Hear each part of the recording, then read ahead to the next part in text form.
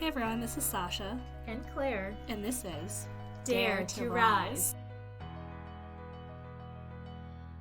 We so often tell ourselves we can't and come up with lots of excuses, such as, I can't do this, it's not possible, the universe doesn't want me to do it. It's so easy to tell ourselves that instead of actually getting out of our comfort zone and trying something new.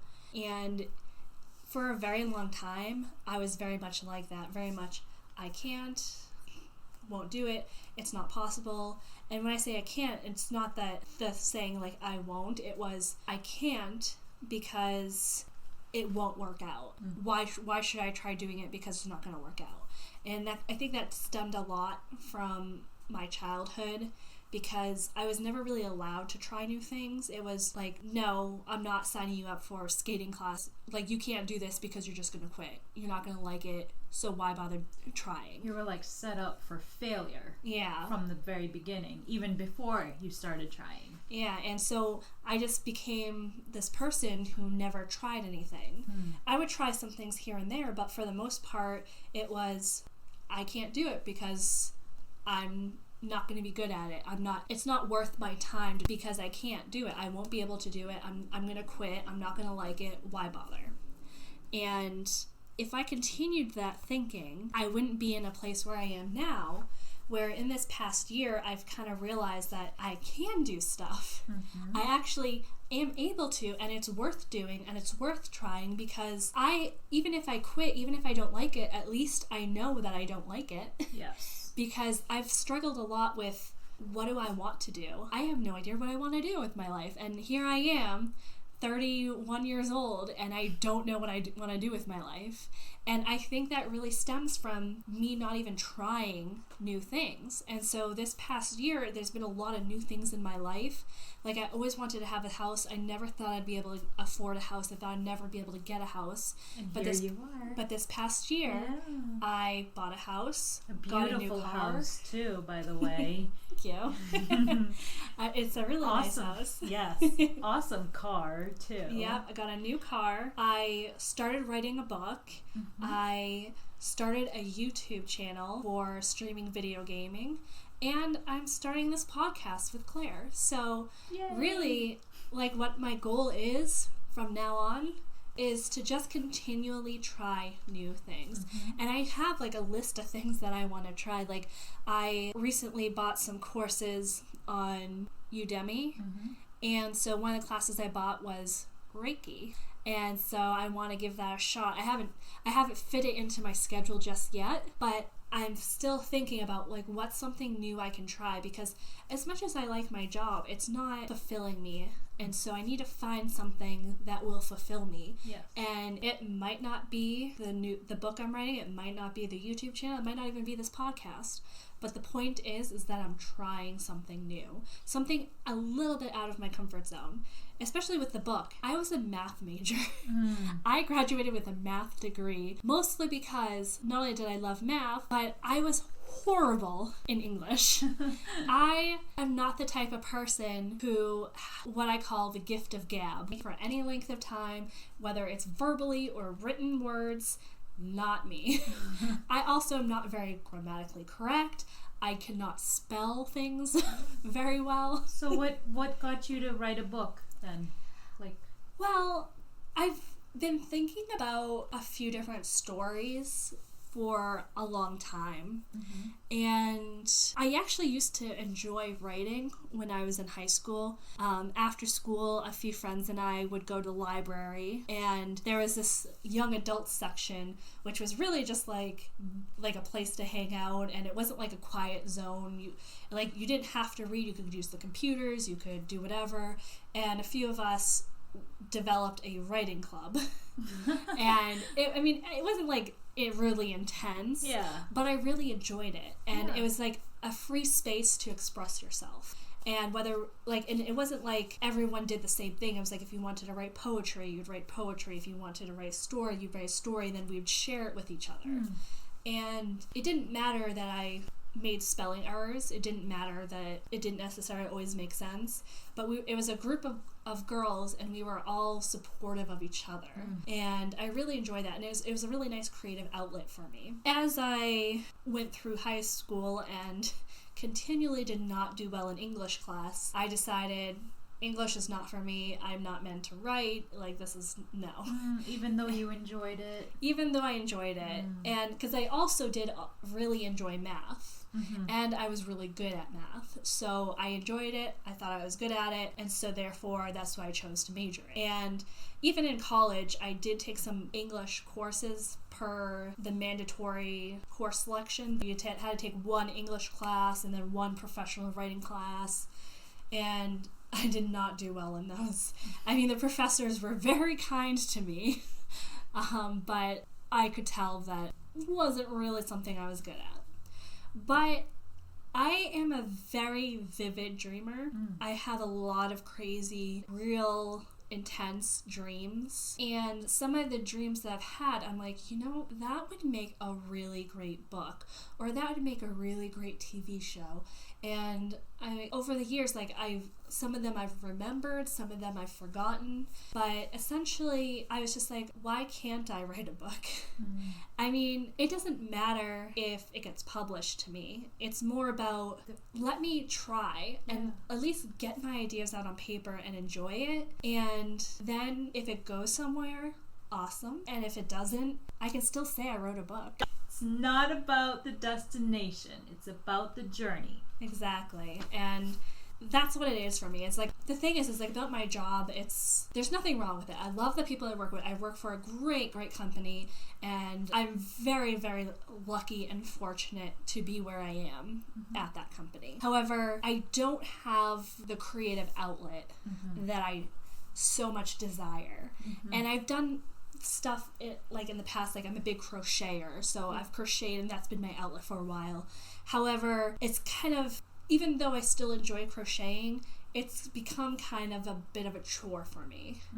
And so therefore I'm not investing as much time into that as I would like. And I think that I'm trying to find something that will not only be my creative outlet, but potentially something that I can invest a lot of time in / something that might eventually make me money and be my job. And it's because I desire not only the creative outlet, but I desire more flexibility with my time. I think that's also partially because of therapy. I value my time more now, more than ever, because I don't want to be somebody who's spending 8+ hours a day at work. I really want to have that flexibility to spend more time with friends and family, and I do want to have children someday, and so I think it'd be really beneficial if I could be more present. And I'm not knocking anybody who works an 8-hour plus a day and has to raise children and who have limited time with your children. That's fine. Every situation is different for everybody else. But for me, I know that I'm going to want to have more time with my future children than I would if I continue down the path that I am going down right now. And so I want to try new things to find my passion and to help me move closer to my dream of having more flexibility around my work schedule. This year has been a wild year for me too. I also just bought my own condo. Never thought I would be there. I never thought I'd be a homeowner, especially since about 2 years ago I was actually homeless. So just to be where I am now, I'm so super grateful. So I bought a condo. I launched my own company. I'm working on a podcast with Sasha. It's been so fun. I've always known where my passions were and what I loved to do. So it wasn't like I was trying to find what I was passionate about. So my story is a little different. For me, it was really pushing myself out of my comfort zone. For example, I've always had like an entrepreneurial spirit in me. I launched my own dog walking and pet sitting company in 2010. Sasha, I remember you still have my little postcards and my business card that you showed me recently. Same, I wanted more passion, more creativity, and I wanted my own thing. And Monday through Friday, 9 to 5 in the corporate world is just soul sucking. Not for everybody, but for yes, us. For me, absolutely. I just couldn't find the purpose of what I was doing, and it felt like what I did didn't matter. It was just, I just felt like another cog in the wheel. Actually, what led me to launch my own company was I went to a networking event. So I took one small step that led me to this event, which honestly I didn't want to go to. I was exhausted. I had worked a full day, almost skipped it.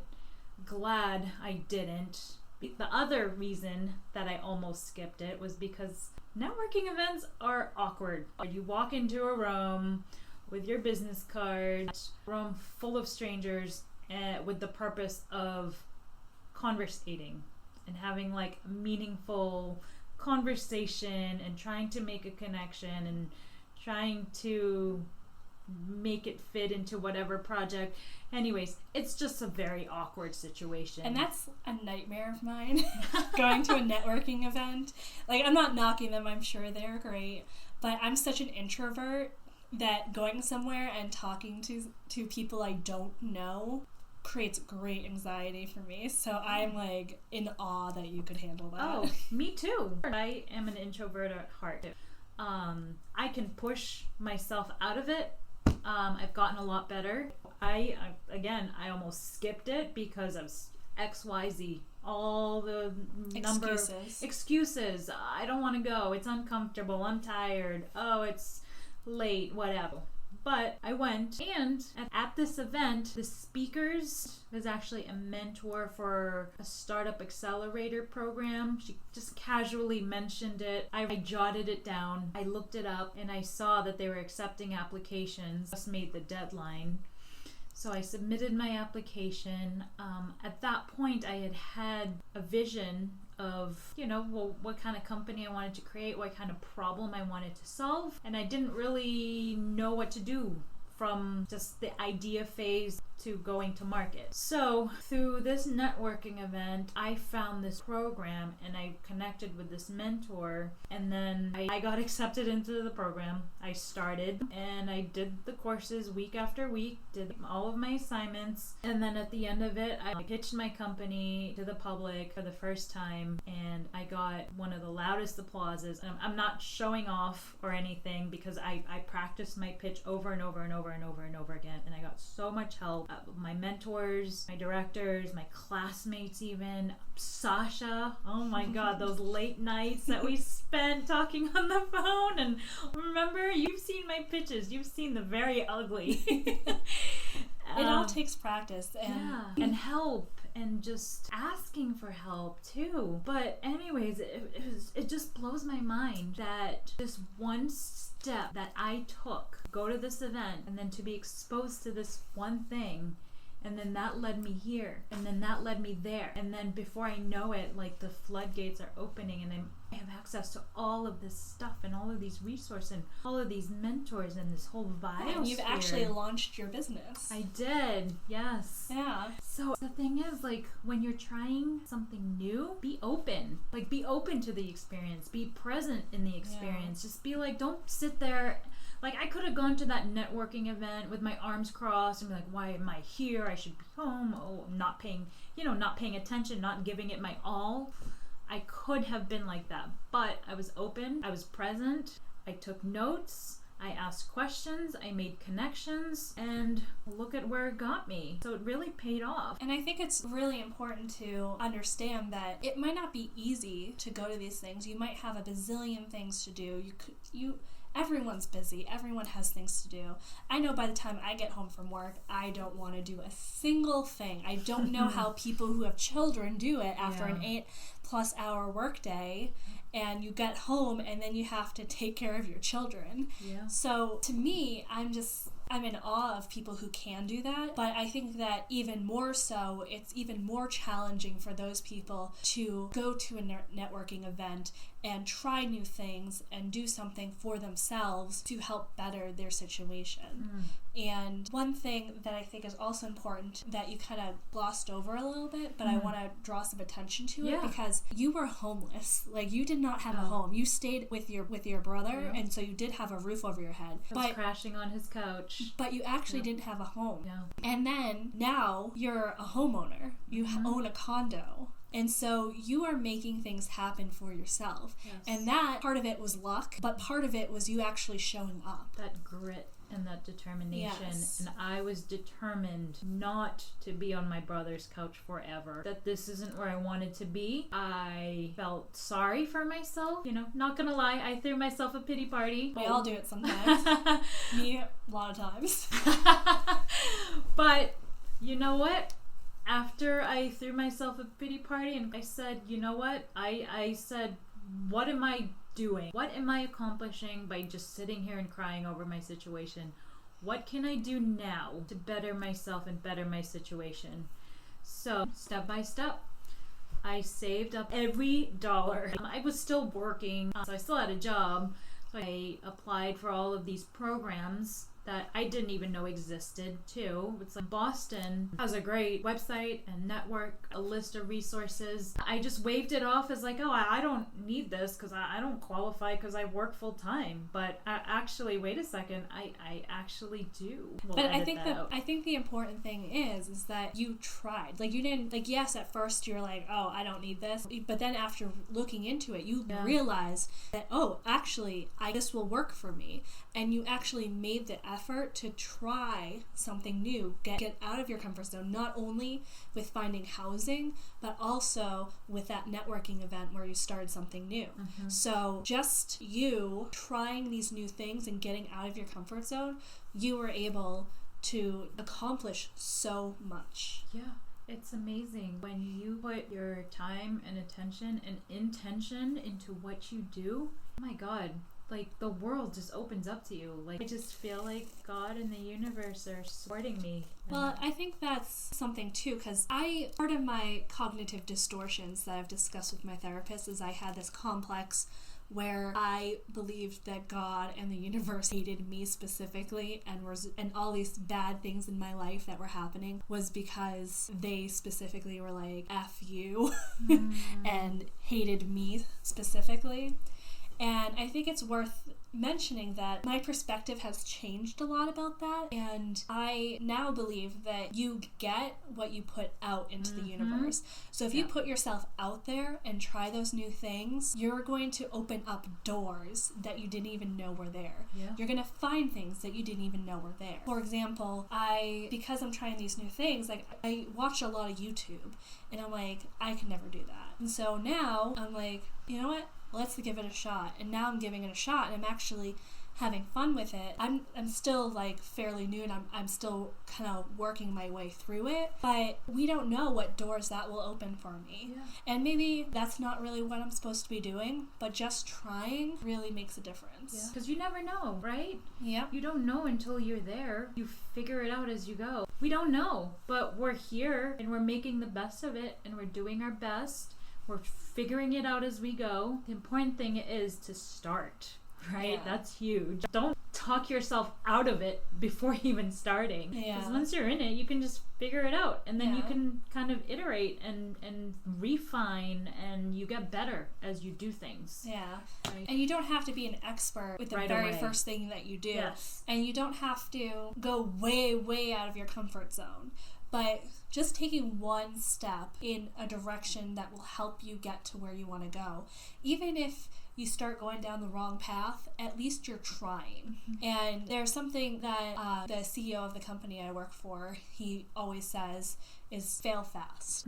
And what that means is it's okay to fail, but just do it fast. So just go down a path, wherever it takes you, just see where it takes you. And if you fail, okay, you know that didn't work. Try something else. Try something new. And you can take the knowledge that you got from that past failure and bring that knowledge with you so that you can potentially succeed more. Or even that failure, you could look at that failure and say, you know what, this failed because of XYZ, let me rework it. I can still do this if I take what the lessons I learned from this failure and apply it on the next steps. You know, it's only a failure when you sit in it and you are stuck in it and you allow it to you just allow yourself to just be stuck in that area, in that space. And you can sit there and you can cry about it and you can just analyze it to death, but then if you don't do anything different or change or if you give up,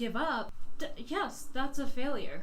Yeah. But fail fast, I like that. Or fail your way to success too is another great saying that I like, because right off the bat, we're both new at this, you know, and right off the bat, we're gonna make mistakes, but I mean, think about it. You guys don't know this, but this is the second time we're recording this episode. Yes. So I mean, we could have stopped and be like, "Yep, that's a failure." Yeah. But we're trying, right? Yeah, and we're learning. Like the first time the microphone didn't work, we recorded this whole thing, and I was in tears. And we didn't realize. Yep. So I mean, it's all a learning experience, and just don't be afraid to try something new. There's also this book that I read called The Artist's Way, and in it they talk about the artist's date. And what that is like you're taking yourself out on a date, which doesn't necessarily mean you're whining and dining yourself, which you can certainly do. It's just about going out into the world by yourself and absorbing everything around you. So you can go see a movie, you can go to a networking event, you can just go for a walk around the block. And it's just, the thing is that the artist's date, you never know what's going to spark something inside of you. And so it's like you with the networking event, you went there, you didn't really expect much from it, but then you got that little spark of an idea of that course that you could take and enroll in, and then you were able to, and now you have a business started. Yeah. And if you didn't take that time for yourself to go to that event, you would have never got that spark, and you still would not have started your business. Not as at least fast. Not right now. Yes. Yeah. It would have taken me some time to get there. And that's the thing. It's just, you never know what's going to intrigue you. And you, especially if you just stay at home all day and you don't go out and you don't experience life, you're not going to find that something that is going to trigger you to take an action, to try something new, to do something creative. Maybe you're a painter and you're stuck, or you're a writer and you have writer's block. Sometimes the best thing you can do is take yourself out of your normal situation and do something new. And maybe you go for a walk and you come across some beautiful landscaping, and that triggers you to want to paint again. Or you're walking down in the street and you see something happen that was interesting, you bump into somebody, you have a great conversation, and then all of a sudden you have a floodgate open of different ways your story can go. And that's what it's all about. It's all about going out, trying something new, being present with yourself as well as the universe, essentially, and giving the universe a chance to hand you something. Exactly. Something beautiful, something that could launch you to X, Y, Z, whatever, inspiration. Exactly. That you need. And the important thing is, once you get that inspiration, is to act on it. Yeah. Because it's so easy to get inspired, but then the action is really where it is, where it's hard. So there's kind of two books that I have in my head that I would like to write someday. And one of them I started once, and I had it on my computer on vacation with my family, and one of my family members saw it and made fun of me for it. And it was just like one paragraph. They just happened to look over my shoulder, which apparently is a common theme in my life. I'll get into that, I'm sure, in another episode. But they just happened to look over my shoulder as they were walking by and made fun of me for it. And I stopped writing because I'm like, clearly I suck at this. And I didn't write for a good year or two. And if I just gave up completely, I would have regretted it, because I was always thinking about it. Even though I wasn't writing it, my mind always went back to it, like, oh, it would be such a good book to write. I really want to write it, but I'm so bad at writing. I'm not going to do it right. And then I was talking to my therapist about it, and she goes, that sounds like it'd be a really good book. I'm really interested in it. You should write it. And then I was like, really? You really think so? And she goes, yes, I really think it'd be a great book. And so now I'm trying to write it. And so what I did is actually, I talked about it right around October into November, and I joined NaNoWriMo, which is National Novel Writing Month, and you're supposed to write 50,000 words in a month. I did not reach that goal.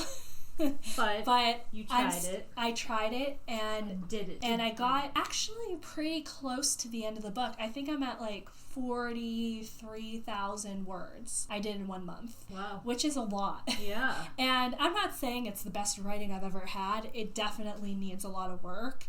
But just the fact that I was able to do that was eye-opening to me. And I can't wait to continue writing that book. I've taken a little bit of a break because writing a certain number of words every day did take a little bit of a toll on me. So I decided to take a break from it so that I can recompose myself and then start anew. Getting back into it, but I still fully intend to finish writing that, and I'm actually developing a plan right now to get back into writing it so I can finish it. And I really hope that I'm able to make it something that I can publish, even if it's just an Amazon published book that I paid to publish myself. Yeah.